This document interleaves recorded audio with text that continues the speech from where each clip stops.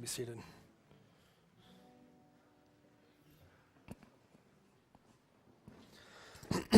All right, we are in Mark 14:32.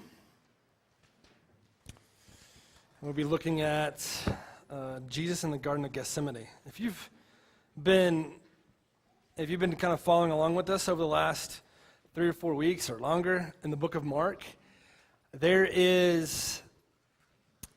I think there's a clear trend, and we were talking about Christ the King, and kind of we started this whole process really looking at in the Old Testament with the book of Judges, and then and looking at Samuel and David, and looking at what is a good king, and where and how really the ruling class of the day, and then in our day, really cannot actually meet the expectations we place on them, that we need a different king. We live in a different kingdom. And Christ is our king. And in that, I think what I hope to have happened is there's a shaping really of how we think of this life and how we live it, and then what are the expectations or the images of the good life that we have as believers, and what is presented to us in Scripture. And I think what is presented to us in Scripture, there's a lot of kind of paradoxical images to what is going on in our contemporary culture. And when the rich young ruler comes to Jesus and he says, "Give all your money and give it to the poor, and then come and follow me." When he asked his disciples, "Can you take this cup, the cup of death that he was going to drink," which we will get into. When he curses the fig tree because it looks the part but doesn't have the figs. When he's in the temple and they've misused the temple in order to, for their own kind of pragmatic means and ends.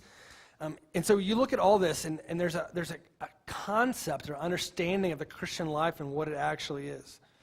When I was telling the first service, there was kind of a dust up, and this is kind of an old hat evangelicalism. How it works these days is somebody will make a controversial statement, then everybody comes in with hot takes on what they really were meaning and saying, and it's just kind of tiresome.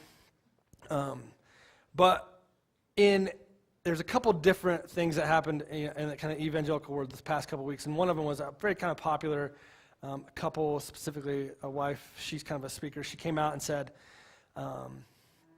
answered a series of questions, which I thought was really impactful and good. But when she got to the issue of same-sex marriage, which is a pretty hot topic in the evangelical world today and in the United States, obviously, she cited in favor, said that a same-sex marriage could be holy. Now, tons of evangelicals hopped on that and said, that's obviously not biblical.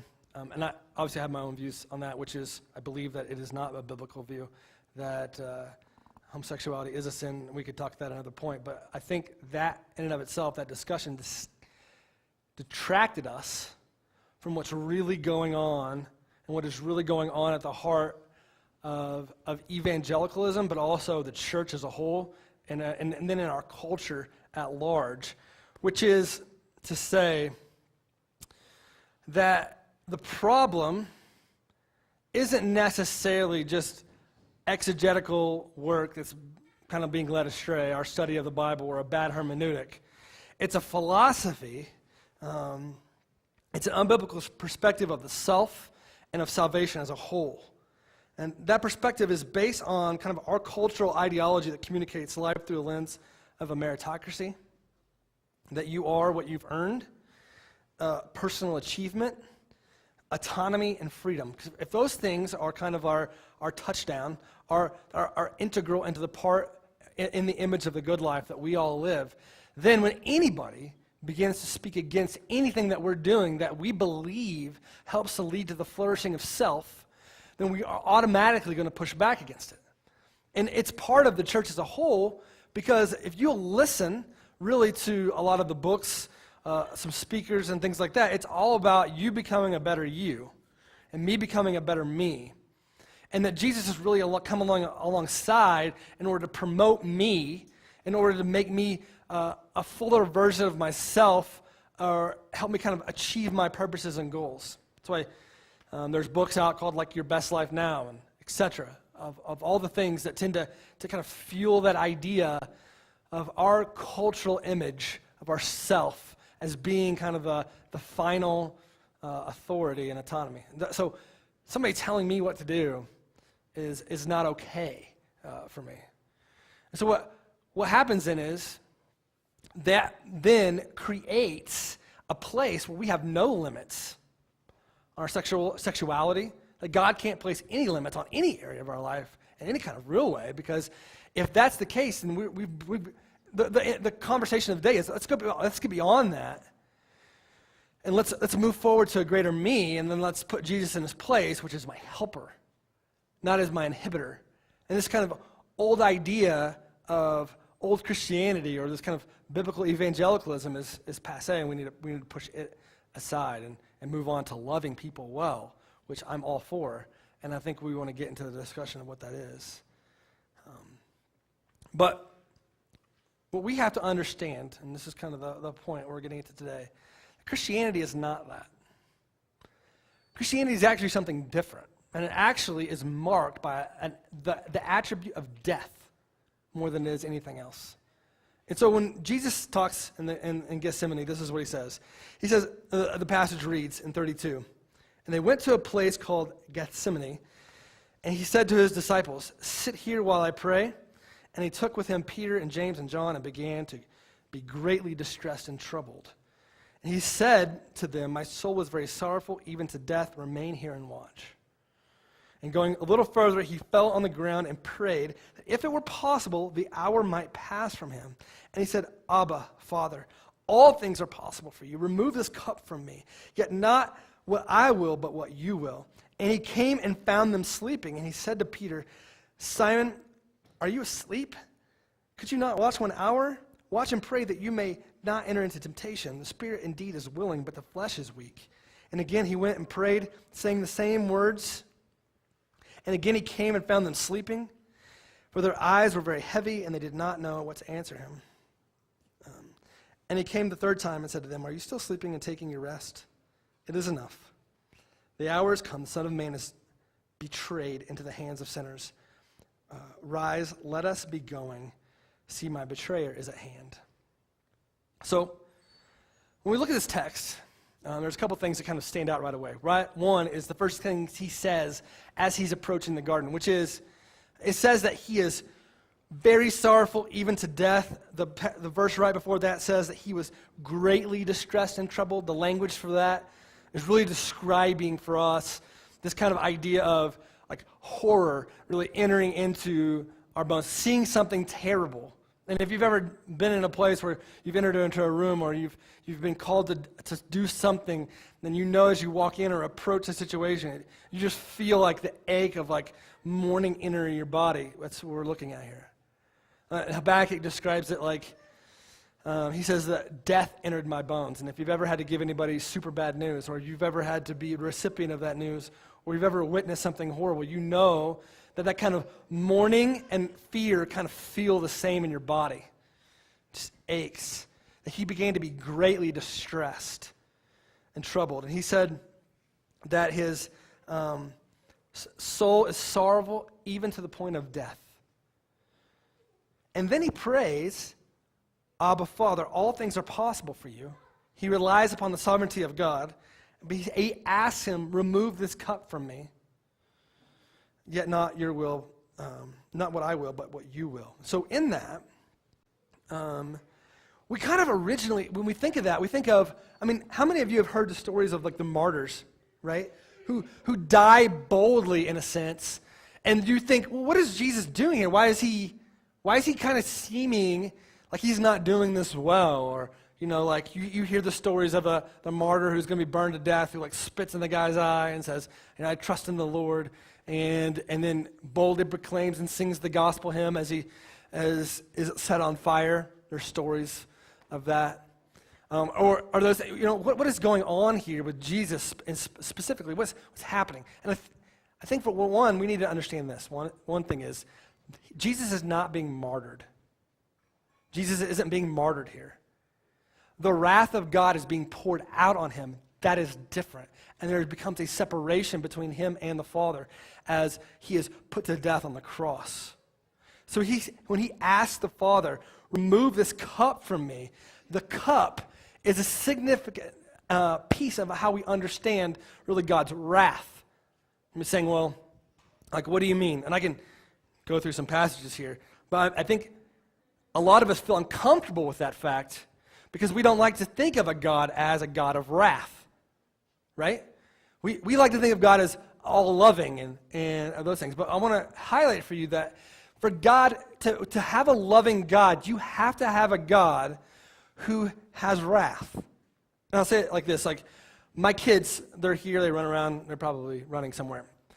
Bennett, if somebody was to come into the building, take Bennett, right, and leave, kidnap her and take her into the car, my reaction would not be, oh yeah, things happen, right? You would think to yourself, something is wrong with this guy. Hey, pay attention, your daughter has been taken, right? No, my reaction would be anger, sadness, panic. That would be my reaction, right? Now, if God is perfectly holy and then perfectly loving, he's far more loving. He loves my daughter more than I could ever love her. If he's perfect in his love, for not just my daughter, but for all of us and for the world as we know it, for God so loved the world, then his wrath, his anger, his just anger, then is perfected and is immensely powerful. And is more than we can even imagine. If we can't even imagine the depth of his love for us, then we don't even know what it's like in his perfect state of love to really be angered by the things that happen in this world. I mean, how many times do you watch the news and you just get angry? Like, why does this happen? God is perfect in his love, and therefore his anger is even stronger than we can even imagine. And his cup is a signifier of that anger. So let me just kind of read some passages for you so that you can kind of get a hold of this. Psalms 11:6, let him rain coals on the wicked. Fire and sulfur and scorching wind shall be their portion of their cup. Psalm 75:8, for in the hand of the Lord there is a cup with foaming wine, well mixed, as he pours out from it. And all the wicked of the earth shall drain down to the dregs. Isaiah 51. Wake yourself, stand up, O Jerusalem. You have drunk from the hand of the Lord the cup of his wrath. Who have drunk the dregs, the bowl, the cup of staggering. There is none to guide her among all the sons she has borne. There is none to take her by the hand among all the sons she has brought up. These two things have happened to you. Who will console you? Jeremiah 25. Thus the Lord, the God of Israel, said to me, take from my hand this cup, the wine of wrath, and make all the nations to whom I send you drink it. It keeps going. We can get into Ezekiel. We can go to Habakkuk. You will have your fill of shame instead of glory. Drink yourself and show your uncircumcision. The cup in the Lord's right hand will come around you, and utter shame will come upon your glory. That God's wrath is signifying by this cup. And so Jesus says, take this cup from me. Please remove this cup from me. What he is speaking about is that God's wrath is about to be poured out, not on all of mankind, but on Christ, his own son, in order that we might be forgiven. It's like this wrath thing is still, I don't understand. Maybe it's a New Testament concept that I don't think it happens in the New Testament. Matthew 3:7. But when this is John the Baptist, saw many of the Pharisees and Sadducees coming to be baptized, he said, you brood of vipers, who warned you to flee from the wrath to come? Bear fruit in keeping with repentance. And do not presume to say to yourselves, we have Abraham as our father. Luke 3:7 says the exact same verse. Luke 21:23, alas, this is Jesus speaking, for women who are pregnant and for those who are nursing infants in those days. For there will be great distress upon the earth and wrath against his people. They will fall by the edge of the sword and be led captive among all the nations, and Jerusalem will be trampled underfoot by the Gentiles until the times of the Gentiles has been fulfilled. John 3:36, whoever believes in the Son has eternal life. Whoever does not obey the Son shall not see life, but the wrath of God remains on him. We can get into Romans as a debacle of this. For the wrath of God in 1:18 is revealed from heaven against all ungodliness, unrighteousness of men, who by their unrighteousness suppress the truth. For what can be known about God is plain to them, because God has shown it to them. 2:5, but because of your hard and impotent hearts, you are storing up for wrath on the day of judgment, when God's righteous judgment will be revealed. That we're storing it up. It's actually being stored somewhere. And then it will be dumped. In Revelation, there's a passage that talks about the prayers of the saints. It's a metaphor that they use, will actually be piled up into a pile. The things that you pray for and that you feel like are unanswered, it says will actually be piled up into a pile, lit on fire, scooped up with a scepter, and then thrown on the earth.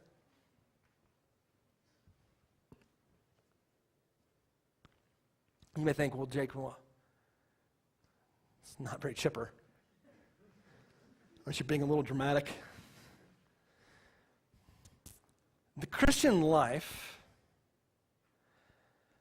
when we look at the text, when we look at what the Bible is actually telling us, is contrary to the life that has been sold us, painted for us.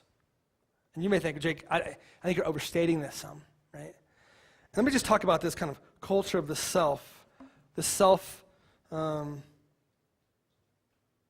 path to a greater me, and how it's invaded every kind of concept and philosophy of our ideals, and then how it shapes our theology. Just a couple stats. In 1948 through 1954, psychologists asked 10,000 adolescents whether they considered themselves to be a very important person. At that point, 12% said yes. Same question was revisited in 1989.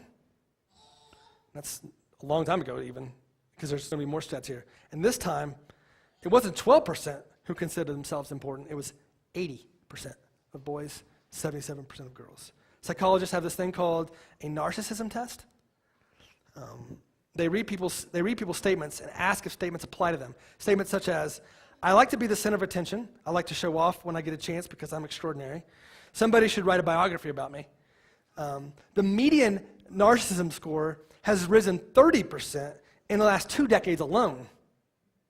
93% of young people score higher than the middle score just 20 years ago. The largest gains have been made in numbers of people who agree with statements such as, I am an extraordinary person, and number 2, I like to look at my own body. Along with this rise in self-esteem and the things that kind of go with it, fame used to rank pretty low in life's ambitions for people. Used to be, people didn't really... A 1976 survey asked people to list their life goals. Fame ranked 15th out of 16 in 1976. 2007, 51% of young people reported that being famous was one of their top personal goals. In one study of middle school girls, they were asked who they would like to have dinner with. Jennifer Lopez was number 1, Paris Hilton was number 2, Jesus Christ was 3. The girls were then asked which of the following jobs they would like to have. Nearly twice as many said they'd rather be a celebrity's personal assistant, for example, Justin Bieber, than the president of Harvard. There's a quote, it says, though to be fair, the president of Harvard might prefer to be Justin Bieber's personal assistant. Ellen DeGeneres, in speaking engagements at graduation, she says, my advice to you is to be true to yourself and everything will be fine. Celebrity chef Mario Batali, I don't know that name, advised graduates to follow your own truth, expressed consistently by you. Another speaker said, honor your character, your intellect, your inclinations, and yes, your soul by listening to its clean, clear voice instead of following the muddied messages of a timid world. In a book, Eat, Pray, Love, that kind of made its rounds even in evangelical worlds, she says that God manifests himself through my own voice from within my own self, and God dwells with you as yourself exactly the way you are. And for a lot of people, when they hear those words, they think, that doesn't sound bad. But it's a part of a philosophy that's began to say, hey, look, you can't tell me no. There's no limits of me. Now, you may think, well, I'm not going to do A, B, C, and D. I will, right? But it's a part of a secular culture that we all swim in. Even in the finite language of our Bible studies. What do you think about this passage? Even in the way we tend to communicate with each other about truth or about anything, it's all a part of who we are and the trajectory that we're going. But the Christian life is marked by something different. It's a following of Christ. He says, take up your cross and follow me. Your cross is an implement of death. That the Christian life is marked by my death, not by my journey to a better me. It's about me leaving things behind. Everywhere in the Bible, God calls people out and then sends them out again. They leave a place. Look at Abraham. He calls him away from family. He does all of these things in order that we might actually have greater joy. Romans 7:4 describes our salvation as this. He says, likewise, my brothers, you have died to the law through the body of Christ, so that you may belong to one another. To him who has been raised from the dead, in order that we may bear fruit of God. He says we've died to the law. What he's saying is, in that case we have no problems with, he's saying that we've died to alternative forms of justification. Alternative forms of justification that tend to manifest themselves in multiple areas of our life. Like, what are you being justified by? We die to that. If it's the law, it's a series of good deeds. It's my performance. It's my professionalism. It's my looks. It's my whatever. We are asked to leave those things and be justified by Christ alone. We die to them. Colossians 3:3 says this, for you have died and your life is hidden with Christ in God. We die and we are hidden with Christ. When Christ, who is your life, appears, then you will also appear with him in glory. Galatians 2:20, for I have been crucified with Christ, Paul says. I have been crucified with Christ. I no longer live, but Christ lives in me. The life I live in the body, I live by faith in the Son of God who loved me and gave himself up for me. We are called to something different. When we think of this, the Christian life is marked by death. Death to self, death to anything that stands in the way of wholehearted obedience to Jesus. It is the death that a Rosaria Butterfield speaks of when she talks about her leaving her homosexual lifestyle, her position as an English professor at the University of Syracuse, a tenured position, and her books and her work, her friends, her life's aspirations, her goals, and leaves and follows Jesus Christ. There's a death there that happened that was brutal to me. She goes on to say that when we love people in such a way that we let them off the hook to pursue a greater self, we actually hang a millstone around their neck and send them into the water. Dietrich Bonhoeffer, who was, he was German. He resisted Hitler, and really resisted a church's movement towards Hitler even in that time, because people were for and proclaiming for Hitler. He was put to death for it, and he was martyred for it. He wrote this: discipleship is not limited to what you comprehend or accept. It must transcend all comprehension. For us to be unable to offer, then for us, any kind of biblical critique on anything, homosexuality, anything, we have either become syncretic, have syncretism, or have wholesale acceptance of our cultural ideologies of our day. All it is cheap grace. And all it is a millstone hung around the neck of thousands of people. Bonhoeffer says, the cross is laid on every Christian. The first Christ suffering, which every man must experience, is the call to abandon the attachments of the world. It is that dying of the old man, which is the result of an encounter with Jesus Christ. And as we embark on discipleship, we surrender ourselves to Christ in union with his death. We give over our lives to death. Thus it begins. The cross is not the terrible end to an otherwise God-fearing and happy life. Let me repeat that. The cross is not the terrible end to an otherwise God-fearing and happy life, but it meets us at the beginning of our communion with Christ. When Christ calls a man, he bids him come and die. It may be death like that, or the first disciples who had to leave home and work to follow him, or it may be the death like a Martin Luther, who had to leave a monastery and go into the world. But it is the same death every time. Death in Jesus Christ, the death of the old man, is its call. For me, for you, for all of us. What this is when we are called into faith with Jesus Christ, he calls us to something different. He doesn't call us merely, I would love to be your personal assistant to greater you. I would love to give you pithy statements so that you could remember them and be kind to people in times of trouble. No, he calls us to die to self and to follow. And there are all kinds of attachments in my life that I need to die from. When I was called to faith in Jesus Christ, it wasn't like I was doing bad things, right? I was playing baseball, trying to pursue glory for myself, right? And I had to leave some things I really loved in order to follow him.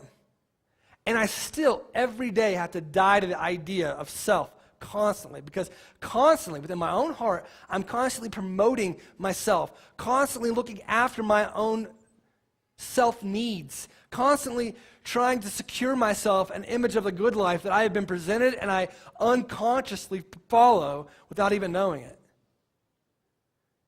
Next thing you know, I've bought A, B, C, and D. I'm trying to be this, but I need to die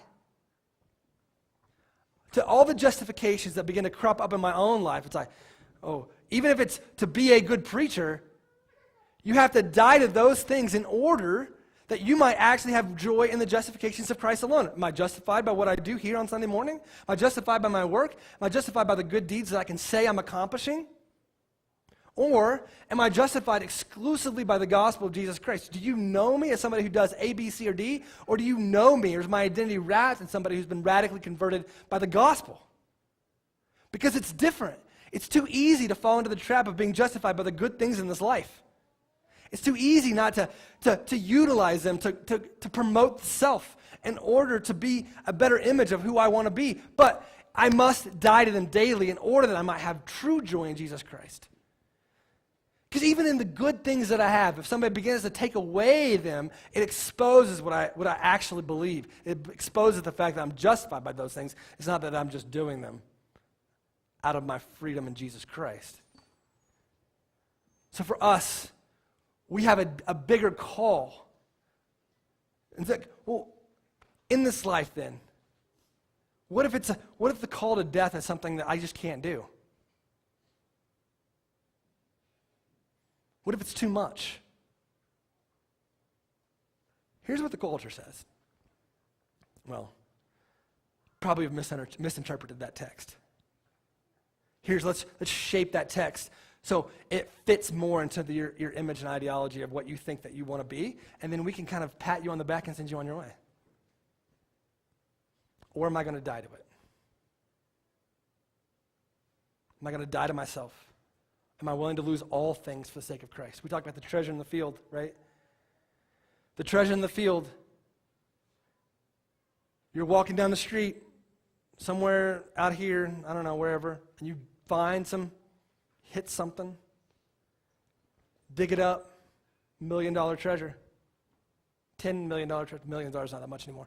$100 million treasure, right? You go and you sell everything that you have in order to buy that plot of land that you can have it. Because the treasure is greater. It's a greater joy.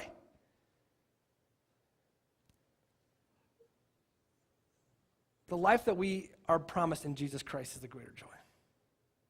Christ alone is a greater joy. He's all I need. As I pursue and look forward to a future day when Christ makes all things new, and I look forward to a hope, this is a momentary affliction, and that I will attain an eternal weight of glory through the sufferings of Jesus Christ.